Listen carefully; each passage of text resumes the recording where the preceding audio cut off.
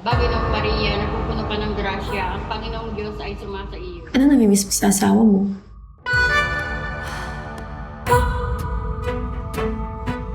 Elena, si Sarah nga pala. Balo rin siyang katulad mo. Siman din ang asawa niya. Baka naman pwedeng dyan na sa'yo mangupahan. Mabait naman itong si Sarah. Tsaka mahirap mag-isa sa bahay. Elena!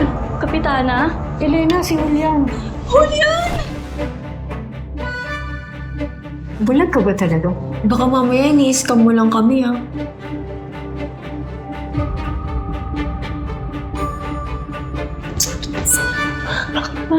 Bulag naman si Julian. Mahirap yan, Elena. Baka hindi kayo kumasya sa kama. Nag-iinggay ka sa pag-aalaga mo kay Julian, ha?